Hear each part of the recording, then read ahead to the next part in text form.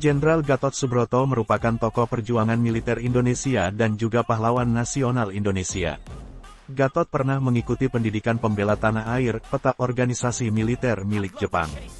Ia juga pernah menjadi anggota dari Tentara Keamanan Rakyat (TKR). Gatot Subroto menjadi penggagas terbentuknya Akademi Angkatan Bersenjata Republik Indonesia (AKABRI) pada 1965. Gatot Subroto pernah menempuh pendidikan dasar di Hollands Inland School (HIS). Setamat dari HIS, Gatot tidak melanjutkan pendidikannya ke jenjang yang lebih tinggi. Ia memilih menjadi pegawai. Pada tahun 1923, ia memasuki sekolah militer Het Koninklijk Nederlands Indische Leger (KNIL) di Magelang. Gatot Subroto terkenal sebagai tentara yang solider terhadap rakyat kecil meskipun sedang bekerja sebagai tentara kependudukan Belanda dan Jepang. Berkat perilakunya, Gatot dianggap menjadi contoh seorang pemimpin yang layak untuk diapresiasi. Setelah Jepang berkuasa di Indonesia, Gatot pun harus mengikuti pendidikan pembela tanah air PETA. PETA adalah organisasi militer buatan Jepang yang sedang menarik tentara pribumi untuk berperang di Bogor. Di Bogorlah karir Gatot mulai meningkat.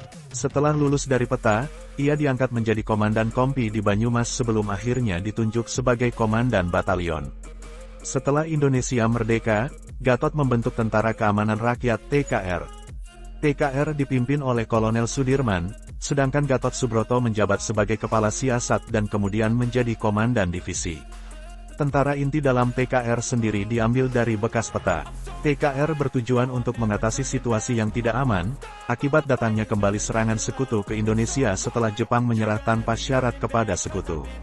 Pada 1948, terjadi peristiwa Madiun yang melibatkan pihak Partai Komunis Indonesia (PKI) dan TKR. Peristiwa Madiun sendiri berhasil diakhiri dengan baik oleh TKR di bawah kepemimpinan Gatot Subroto. Saat melawan PKI, Gatot melancarkan operasi militer supaya dapat memulihkan keamanan. Peperangan diakhiri dengan tertangkapnya pemimpin peristiwa Madiun, Musso, serta pendukungnya, termasuk Amir Syarifuddin.